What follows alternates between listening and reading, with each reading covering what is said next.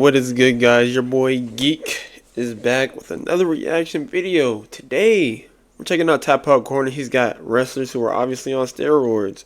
Not gonna lie, we're looking at Chris Masters. Back in my young age, my young day, shoot, everybody knew who Chris Masters was. It's because he had them pythons, bro. And he was probably on roids, bro, but I don't know. I think The Rock is on roids. Probably Brock. Cena never did. Wait, no. Did Cena do roids? I'm pretty sure Cena did roids.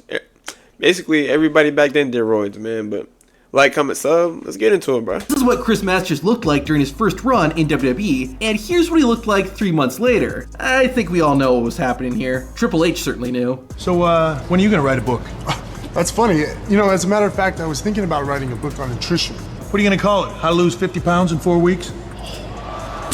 Crazy. While not remembered as well due to his short WWE career, Ahmed Johnson had one of the best wrestling physiques, not just at the time, but of all time. Hey, bro. Ain't gonna lie. Hold on. Career, Ahmed Johnson had one of the best. No, this can't even be racist because I'm black, bro. But bro kind of reminds me of Obafemi. You know what I'm saying? They kind of got the same build. Like, y'all feel me? Wrestling physiques, not just at the time, but of all time. This was due to Johnson's hard work in the gym and genetics, but also due to steroids. As Johnson himself has said, it was something that you had to do, basically, if you were going to stay up top. Just about all the boys were on it. This became more obvious after Johnson left WWE. In early 2000, Johnson debuted in WCW under the name Big T. Besides the name change, the other noticeable difference was Ahmed Johnson's physique. He wasn't as jacked as he was in WWE, and this would become more apparent as his career continued. As time went on, Johnson lost his muscle mass and gained more weight until finally quitting the wrestling business. Today, Johnson is almost unrecognizable from when he was on steroids in WWE. Now this next one is really sad, and it shows how steroids can lead to a premature death. After spending several months toiling around in WCW, Eddie Guerrero made the jump to WWE. While Guerrero was in great shape, he was now in the land of the giants. Whether it was people backstage telling Eddie he needed to get bigger, or it was Guerrero himself that felt he needed to bulk up, is unknown. What is known is that Latino Heat began taking steroids once he arrived in WWE. Comparing his physique from when he debuted till before his death clearly shows just how much bigger he got. Making it even sadder is that Eddie Guerrero died almost 6 years after joining WWE due to an enlarged heart. While steroids weren't the sole reason for Eddie's passing, they did contribute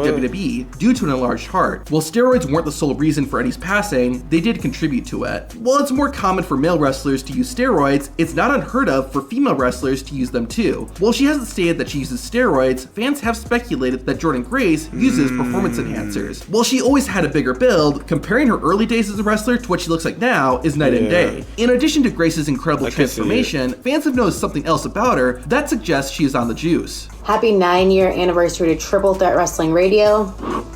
Here's to another incredible 9 years. I wish you guys nothing but the best. So I've been on the road the past 2 weeks. I was in Orlando like Sunday through, I think, Friday, and then we flew to Vegas, and now I'm actually in San Francisco. The change in Jordynne Grace's voice is another reason people speculate that Grace is using steroids, since increased testosterone levels can cause your voice to deepen. It's more noticeable on women since they don't produce as high of testosterone levels as men. From 2001 to 2005, Maven went from being a school teacher to a WWE wrestler as a result of winning the reality competition show Tough Enough. While Maven was in good shape, he revealed that he was encouraged backstage to use performance-enhancing drugs, and he followed that advice. In 2002, Maven was injured while wrestling a match and was gone for several months. When he returned, Maven was noticeably bigger. It becomes even more obvious when you compare Maven's appearance from his debut to his final years in WWE. Now this next wrestler doesn't even look like the same person. Certain old school wrestling fans will be very familiar with Dynamite Kid. He's considered by many to be one of the best wrestlers of all time and influenced a lot of wrestling talent that came after him, particularly Chris Benoit. Dynamite Kid had a phenomenal physique, thanks in part to steroids, which he was introduced to early in his career. One of the reasons Dynamite used steroids was to compensate for his small stature. Soon after, Dynamite Kid started getting opportunities with bigger companies, and eventually wrestled for WWE. However, this use of performance-enhancing drugs almost gave him an early death. In 1991, a doctor informed Dynamite Kid he had an enlarged heart due to Dynamite's steroid use. The doctor warned him continued steroid use could kill him, and Dynamite Kid never touched the juice again. Dynamite still continued to wrestle though, however, he looked nothing like he did before.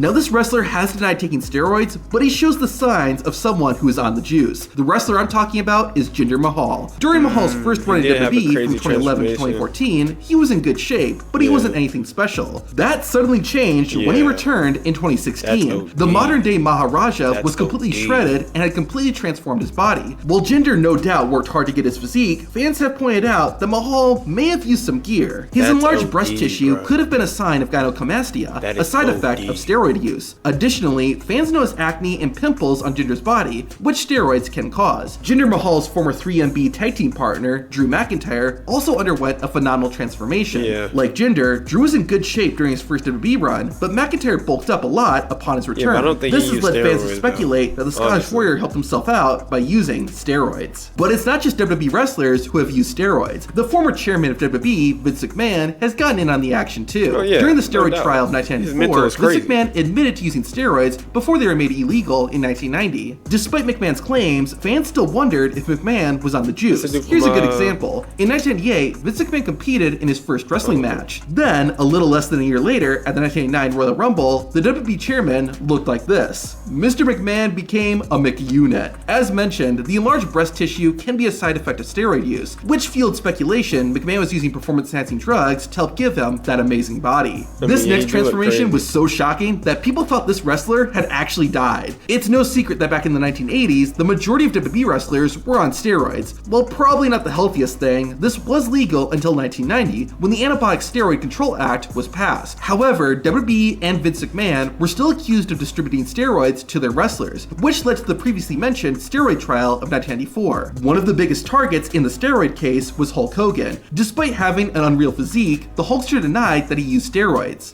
But I've trained 20 years, 2 hours a day to look like I do. But the things that I am not is I'm not a steroid abuser, and I do not use steroids. However, after this, Hogan would take a nearly year-long absence from WWE. When he returned, the Hulkster was noticeably slimmed down. I guess he stopped eating his vitamins and saying his prayers. However, the needle in the steroid coffin came in court. Hulk Hogan had to testify, and he admitted that he did use steroids. Hogan wasn't the only WWE wrestler who had changed though. In 1991, Ultimate Warrior abruptly left WWE after he and Vince McMahon got into arguments over money. The separation didn't last long, as Warrior returned at WrestleMania 8 about 7 months later. However, fans quickly noticed the Warrior had slimmed down in addition to some other changes. Rumors started going around that the Ultimate Warrior had died and the man who had returned was an imposter. These ended up being false, and the smaller physique was likely due to Ultimate Warrior getting off steroids. Brian Cage is called the Machine, and for good reason. We look like Rhino. Just look at him. However, like all the wrestlers we've looked at, Cage's body looks a bit unnatural, and fans have questioned how Cage got all those muscles. Speculation was fueled even more when fans saw pictures and videos of Brian Cage from earlier in his wrestling career. Saying it's an incredible transformation is an understatement. Brian Cage hasn't said much about performance enhancers, so it's all speculation. Now, before diving into this next wrestler, he's never said he's taken steroids, but there's evidence that suggests that he has. The man I'm talking about is the game Triple H.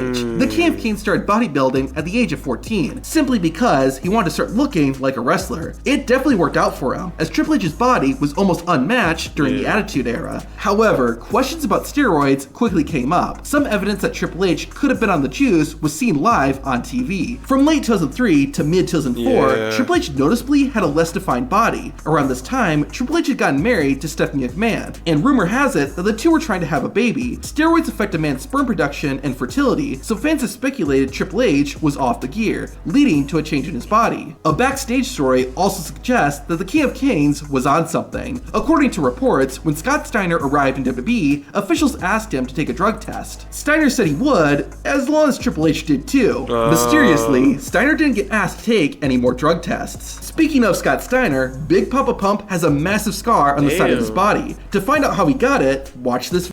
Tough, bro. I'm surprised The Rock wasn't mentioned in this, bro.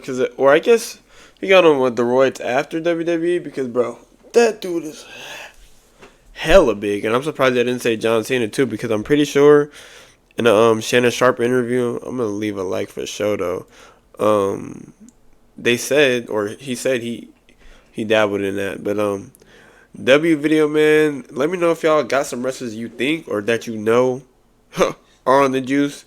But if not, like, comment, sub. We come with more videos, man. I'll see y'all boys in the next one. Peace.